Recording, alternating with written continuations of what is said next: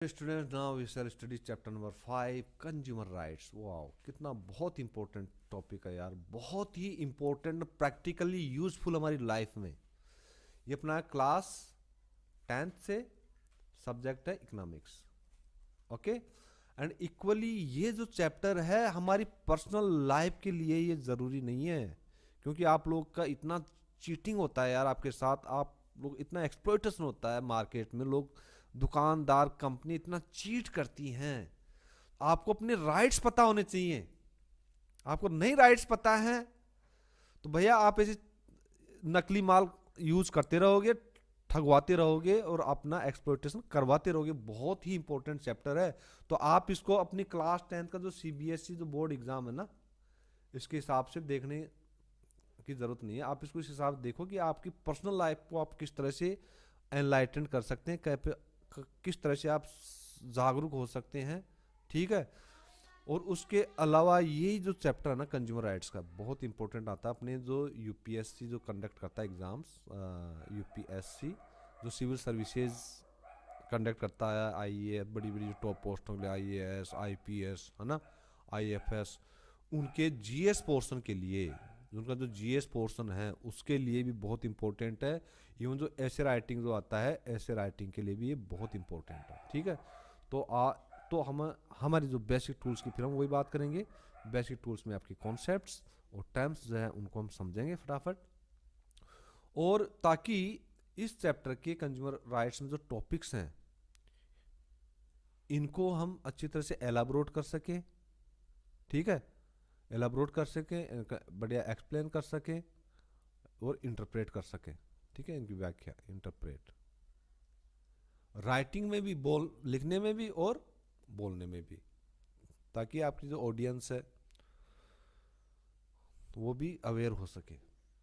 तो हम सबसे पहले देखें जो कंज्यूमर्स, कंज्यूमर का मीनिंग क्या होता है।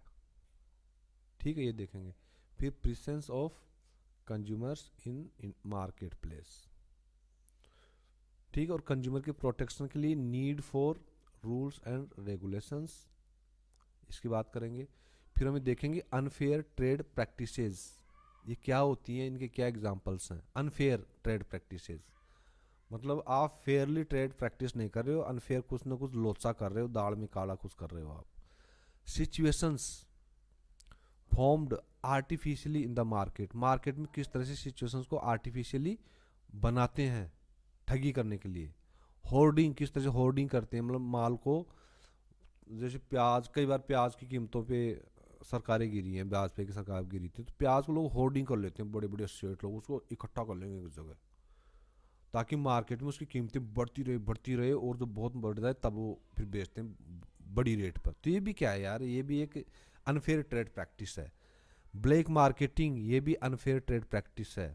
फॉल्स एडवर्टाइजमेंट, आप झूठे आरोप देते हो, मतलब एडवर्टाइजमेंट देते हो, है ना, वो भी फॉल्स है। बहुत सारे देखे ना, नेता खिलाड़ी कितने एडवर्टाइजमेंट्स देते हैं, सारे मोस्टली सारे फेक हैं वो। ठीक है, ये भी अनफेयर ट्रेड प्रैक्टिस है, इसके लिए भी रूल्स रेगुलेशंस हैं। लो क्वालिटी गुड्स में लो क्वालिटी, खाने की चीज़ों में यार लो क्वालिटी देते हो आप, दूध मिलावटी दूध आ रहा है। और देखिए इलिसिट मतलब illegal ways of alluring consumers, मतलब इलीगल तरीके से लोगों को, कंज्यूमर्स को अट्रैक्ट करना है, एल्योर करना। A for allure, A for attract. Okay, consumer movement, फिर कंज्यूमर मूवमेंट होता है, इसका मीनिंग क्या है। फिर देखो अब कंज्यूमर्स इंटरनेशनल, इंटरनेशनल लेवल पे भी कंज्यूमर्स के इंटरेस्ट की, हितों की बात होती है, उसकी क्या गाइडलाइंस हैं, कंज्यूमर्स के क्या राइट्स हैं। फिर होगा उनका सबका इंटरप्रिटेशन हम करेंगे, केस स्टडीज करेंगे। ठीक है, वो जो टाइप्स ऑफ राइट्स है बहुत ज़रूरी है यार, आपको पता होना चाहिए आपके पास क्या क्या राइट्स हैं जो कि कंज्यूमर्स को दिया गया है। किसके तहत दिया गया है, ये देखो कोपरा देख रहे हो आप, कोपरा ये एक्ट बना था, वैसे कानून, जिसको सिंपली आप ये समझ लीजिए consumer protection act, consumer protection act, उपभोक्ता संरक्षण अधिनियम 1986।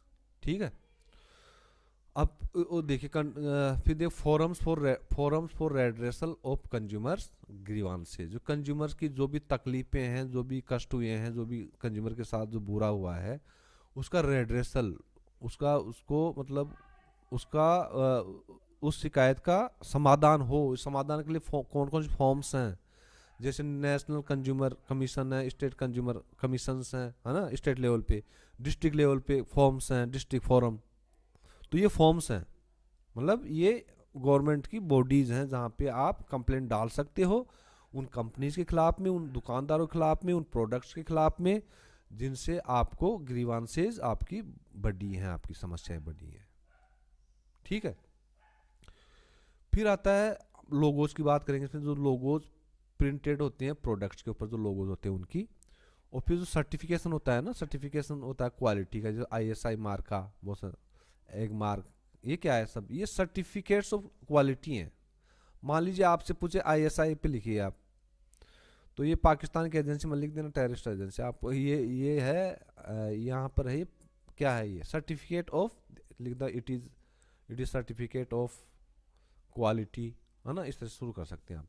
ISI, एगमार्क, हॉलमार्क, ये बहुत सारे मार्क्स हैं, लोगोज हैं, इनकी हम बात करेंगे। फिर आता है defects in consumer redressal process, कि जो कंज्यूमर प्रोटेक्शन एक्ट में जो भी फॉरम्स दिए गए हैं, रेड्रेसल की जो प्रोसेस दी गई है, उसमें क्या कमियां हैं, उन कमियों की बात करेंगे। ठीक है। तो अब हम अपने टूल किट की तरफ बढ़ते हैं। टूल किट में अपना सबसे पहले आ गया कंज्यूमर। देखो कंज्यूमर कौन होता है? कंज्यूमर एनी पर्सन, कोई भी व्यक्ति, हु बाइज एंड कंज्यूम्स और यूजेज, कोई भी व्यक्ति जो बाय करता है, खरीदता है, और कंज्यूम करता है, यूज करता है एनीथिंग, कोई भी चीज, किसमें? मार्केट में। ये तीन चीजें आ गई, एनी पर्सन, एनीथिंग, मार्केट। ठीक है। फिर आ गया कंज्यूमर एक्सप्लॉयटेशन। अब कंज्यूमर का शोषण कैसे होता है, एक्सप्लॉयटेशन कैसे होता है? देखो ये क्या है, ए सिचुएशन इन विच, एक वो सिचुएशन जिसमें कंज्यूमर इज चीटेड, कंज्यूमर के साथ चीट किया जाता है। कौन करता है? बाय द प्रोड्यूसर या शॉपकीपर। ठीक है। फिर आता है एडल्ट्रेशन, बहुत बड़ी बीमारी है इंडिया के अंदर, एडल्ट्रेशन। यार दूध के अंदर जो मिलावट आ सकती है, जो बच्चों को हम बड़े विश्वास से पिलाते हैं, मेरा बच्चा दूध पिएगा ताकतवर बनेगा, उसमें तुम लोग मिलावट कर देते हो और सरकार आग मूंद के सोई रहती है, हैं? बेशरम सरकार आ जाती है ये इलेक्शन लड़ने, फिर इलेक्शन लड़ने।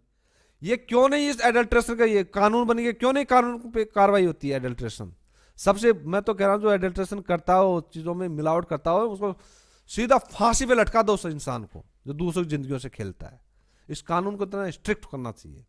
तो ये क्या है? एडल्ट्रेशन क्या है? It is a process of adding, ये वो प्रोसेस जिसमें ऐड करते हैं इंफीरियर सब्सटेंसेज, मतलब एकदम घटिया क्वालिटी के सब्सटेंस आप उसमें मिलाते हो इन कॉस्टली आइटम्स, बहुत महंगे आइटम्स में, जैसे मिल्क, ऑयल, घी, स्पाइसेस। यार इनमें तुम मिलावट करोगे खाने की चीजों में, तुम इंसान हो, जल्लाद हो, इंसान नहीं हो सकते तुम लोग जो एडल्ट्रेशन करते हैं। और जो निकम्मी सरकारें आती है उनके जूते मारो, हट। फिर आती है ब्लैक मार्केटिंग। ब्लैक मार्केटिंग क्या होती है? इसमें selling of goods at a higher price. इसमें क्या करते हैं? गुड्स को क्या करते हैं? बड़ी कीमतों बेचेंगे, by cheating and artificial shortage in relation to demand. ये देखिए आप इसको समझे बड़े प्यार से, मतलब ब्लैक मार्केटिंग होती क्या है। मान लीजिए कोई भी एक गुड्स है, ये देखो कोई भी गुड्स है, मार्केट में इसकी डिमांड इतनी नहीं है, मार्केट में सपोज कीजिए इसकी डिमांड इतनी है बस, लेकिन उसको आर्टिफिशियल शॉर्टेज दिखा देंगे, इसके आर्टिफिशियल शॉर्टेज दिखा देंगे, भाई यार इसकी सप्लाई जो है ना, शॉर्टेज बोले तो इसकी सप्लाई जो है, इसकी मान लीजिए डिमांड इतनी है, सप्लाई भी इसकी इतनी है, दोनों बराबर बराबर, ये मान लीजिए आप। ठीक है। तो ये लोग, लुटेरे लोग करते क्या हैं? इसकी सप्लाई को इतना सा दिखा देंगे, आर्टिफिशियल शॉर्टेज दिखाते हैं मार्केट के अंदर, या इसकी सप्लाई कम है। जब देखो किसी चीज की सप्लाई कम होगी ना, ऑब्वियसली उसकी कीमत बहुत ज्यादा होती है। ये गोल्ड है, गोल्ड की सप्लाई बहुत कम है, इसलिए इसकी कीमत इतनी महंगी है। ये जो जितने भी बहुत ही जो कीमती जो गहने हैं, ज्वेलरीज है, उनकी डिमांड सप्लाई बहुत कम होती है, इसलिए उनकी कीमतें बहुत ज्यादा होती हैं, क्योंकि उनकी डिमांड हाई होती है। मैं एक उदाहरण दे रहा हूँ। तो जब ये दिखा देंगे यार इसकी सप्लाई, देखो सप्लाई एक्चुअली है इतनी, है इतनी, दिखा देंगे सप्लाई को इतना सा, डिमांड इसकी इतनी है, इतना शॉर्टफॉल हो गया ये, ठीक है, तो उसकी कीमत ज्यादा होनी है। फिर ये क्या करेंगे, उसके हायर प्राइस पे उस चीज को ये बेच देंगे, हायर प्राइस पर, बड़ी कीमत पे उस चीज को बेच देंगे। चीटर्स, वो होती है ब्लैक मार्केटिंग। फिफ्थ नंबर पे आता है कंज्यूमर्स इंटरनेशनल। ये क्या है कि हम इंटरनेशनल लेवल पे कंज्यूमर मूवमेंट की बात करते हैं, कि इंटरनेशनल लेवल पे कंज्यूमर्स जो जगते हैं, भाई हमें ये मिलके लड़ाई लड़नी पड़ेगी, ये सारे प्रोड्यूसर्स हैं हमारी ऐसी की तैसी फैल रहे हैं यार। तो ये है। 6 नंबर पे आ गया आपका कंज्यूमर प्रोटेक्शन एक्ट 1986। ये मैंने बता दें स्टेट्यूट है, कानून है जो पास हुआ है, ठीक है, 1986 में, ahead of the past 1955 consumer protection, ठीक है। ये एड फेड कुछ काट दो अब, ये तो कुछ नहीं, ये है ना, ये एक एक्ट है बस जो 1986 में कानून है जो पास हुआ था बस। 7 नंबर पे आ गया प्रोड्यूसर कौन है। प्रोड्यूसर वो होता है जो पार्टिसिपेट करता है मार्केट में, जब वे उनकी गुड्स या सर्विसेज को बेचते हैं, किसको, कंज्यूमर्स को। ओके, जो producers participate in the market when they sell their goods and services to the consumers। फिर आ गया आपका कंज्यूमर कोर्ट्स। मैंने बताया था जो हमारा कंज्यूमर प्रोटेक्शन एक्ट है उसमें बहुत सारे फॉर्म्स हैं, है ना। तो कौन कौन फॉर्म्स हैं, पहला नेशनल लेवल पे हो गया आपका national consumer commission, apex court सबसे बड़ा कोर्ट है, ठीक है।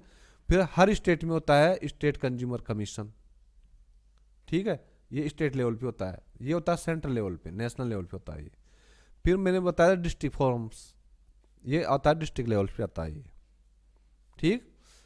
ओके, अब 9th नंबर पे आ गया पब्लिक डिस्ट्रीब्यूशन सिस्टम, जिसको पीडीएस सिस्टम भी बोलते हैं, पीडीएस। इसमें क्या होता है, फूड ग्रेन्स, जो खाने पीने के, जो जैसे अनाज बोलते हैं, वैसे अनाज में क्या क्या आता है, गेहूं, चावल, ये, और जो इसेंशियल कमोडिटीज़ हैं, जो बहुत ज़रूरी सामान हैं, जैसे आपका तेल हो गया, है ना, तेल हो गया, और केरोसिन वगैरह, ये सब चीज़ें हो गई, तो इनका डिस्ट्रीब्यूशन होता है, वितरण होता है, किसके थ्रू होता है, तो फेयर प्राइस शॉप्स। तो ये क्या है, गवर्नमेंट का इनिशिएटिव है, जो ये कहते हैं जो लोग हैं बेचारे, जो मतलब जिनके राशन कार्ड वगैरह बनते हैं ना, उन्हीं को मिलता है ये, जो गरीब लोग होते हैं उनके, ये भाई राशन कार्ड बनवा लो, और आप जो है पीडीएस सिस्टम के थ्रू जो भी फूड ग्रेन्स है और इसेंशियल कमोडिटीज़ है, वो आपको फेयर प्राइस शॉप्स के थ्रू मिल जाएगी, जो कि गवर्नमेंट ही खुलवाती है ना, फेयर प्राइस शॉप के थ्रू। अब आ गया 10वां, ब्यूरो ऑफ इंडियन स्टैंडर्ड्स। ये क्या होता है, BIS, bureau of Indian standards. ये क्या भैया, एक ये सोसाइटी है जो रजिस्टर्ड हुई थी 6 जनवरी 1947 में रजिस्टर हुई थी, ब्यूरो ऑफ इंडियन स्टैंडर्ड्स। और ये एग्जिस्टेंस में कब आई, 26 जनवरी 1986 में, ठीक है। रजिस्टर तो कब हो गई थी ये, जब देश आज़ाद हुआ था 15 अगस्त 1947 में, तो 15 अगस्त से मतलब जनवरी में आ गई थी, जब हमारा देश गुलाम था, तभी ये सोसाइटी जो रजिस्टर हो गई थी। लेकिन एग्जिस्टेंस में कब आती है, इतने सालों बाद में यार, 1986 में। 86 कौन सा ईयर है, जब अपना कोपरा एक्ट या कंज्यूमर प्रोटेक्शन एक्ट 1986 बना था, उसी साल में ये सोसाइटी एग्जिस्टेंस में आती है, अस्तित्व में आती है, मतलब हलचल इसमें शुरू हो जाती है, काम करना शुरू कर देती है। इसका ऑब्जेक्टिव क्या, उद्देश्य क्या है इसके उद्देश्य स्टैंडर्डाइजेशन, मतलब किसी भी चीज़ का स्टैंडर्ड करना, भाई इस स्टैंडर्ड से नीचे उसकी क्वालिटी डाउन नहीं आनी चाहिए, कम से कम ये स्टैंडर्ड आपको मेंटेन करके चलना है, इसके नीचे उसकी क्वालिटी नहीं जानी चाहिए। फिर क्वालिटी सर्टिफिकेशन, भाई जो भी आप कमोडिटी गुड्स या सर्विसेज आप प्रोड्यूस कर रहे हैं, आप बेच रहे हैं, उसकी क्वालिटी का सर्टिफिकेट आपको लेना पड़ेगा, जो ISI, एग मार्क वगैरह जो बताया था ना मैंने, ये सब क्या है, क्वालिटी सर्टिफिकेशन है ये। एंड मार्केटिंग क्राइटेरिया, तो इनकी 3 ऑब्जेक्टिव इसके, 1 standardisation, quality certification and marketing criteria. फिर आता आपका एग मार्क। एग मार्क क्या है, देखो ये सर्टिफिकेशन मार्क बाय बीआईएस, देखो एग मार्क। तो ये सर्टिफिकेशन, क्वालिटी सर्टिफिकेशन कौन कर रहा है? बीआईएस कर रहा है, सोसाइटी रजिस्टर्ड सोसाइटी है, ब्यूरो ऑफ इंडियन स्टैंडर्ड्स, ठीक है। किसके लिए ये जो एग मार्क, जो सर्टिफिकेशन मार्क किसके लिए है? एग्रीकल्चरल प्रोडक्ट्स के लिए, जो एग्रीकल्चर से प्रोडक्शन जो प्रोड्यूसेस होते हैं उनके लिए, जैसे हनी, शहद, स्पाइसेस, मसाले, इंक्लूडिंग अदर ईटेबल्स, जो भी खाने योग्य जो चीज़ें होती हैं उनके लिए एग मार्का का होता है। तो खाने की जो भी चीज़ आप पैकेट लो तो भैया वो एग मार्का है या नहीं है, उसको चेक कर लिया करो यार, और कोशिश किया करो ये देखने की कि ये असली है, कोई नकली तो नहीं है। नकली हो तो तुरंत उसकी पुलिस में कंप्लेंट जाओ करो, पहले थाने में, सबसे पहले थाने में जाओ आप, रिटर्न कंप्लेंट दो, उसकी कॉपी अपने पास रखो और कोर्ट में चले जाओ सीधे, और पुलिस वालों का नाम लिख दो, यहाँ गया था मैं। ये पुलिस वाले कार्रवाई नहीं करती, इनका काम ये की है, जो हरियाणा से लाके दारू बेचते हैं दिल्ली के अंदर, उनसे पैसे की उगाए करना, लोगों से पैसे उगाना और सोते रहना, अपने तशरीफ को अपना फुलाते रहना बैठे बैठे, ठीक है। तो एग मार्क का आप एक्शन लीजिए इसमें, ठीक है। 12 नंबर पे हो गया कंज्यूमर अवेयरनेस, इनकी जागृति। तो अवेयरनेस क्या है? कॉन्शियसनेस, जागरूकता। अवेयरनेस मानी जागरूकता, कॉन्शियसनेस में जागरूकता किसकी तरफ? कि उनकी क्या राइट्स हैं, उनकी क्या ड्यूटीज हैं। तो भैया ये आपकी ड्यूटी भी है, एग मार्का को चेक करना, गलत है तो कार्रवाई करना आपकी ड्यूटी भी है, ओके।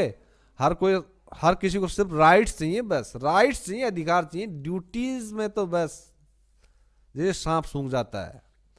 अब 30 नंबर पे आ गया स्टैंडर्डाइजेशन। ये क्या है? देखो इसमें क्वालिटी, कोई भी प्रोडक्ट उसकी क्वालिटी, ग्रेड, साइज, कॉन्स्टिट्यूएंट्स, कोई प्रोडक्ट होता है ना उसके कॉन्स्टिट्यूएंट्स भी होते हैं। इसमें क्या, ये जैसे मान लीजिए आप कोई चीज़ मंगवाते हैं भाई, इसमें खाने की चीज़ मान लीजिए, इसमें भाई शुगर का लेवल कितना है, कार्बोहाइड्रेट कितना है, प्रोटीन कितना है, तो क्या कॉन्स्टिट्यूएंट्स है। या फिर दूसरी तरफ कि ये चीज़ इस चीज़ से बना, मान लीजिए आप क्या लेके आए, मैगी लेके आ गए, मैगी में ये फ्लो आटा है, इसमें ये आर्टिफिशियल क्या है, इसमें ऑर्डर मतलब खुशबूदार चीज़ है, इसमें ये चीज़ है, इसमें ये चीज़ है, ये क्या इंग्रेडिएंट्स हो गए। दूसरा साइज, ग्रेड और क्वालिटी एक प्रोडक्ट, इन सबको क्या बोलते हैं? स्टैंडर्डाइजेशन, ठीक है।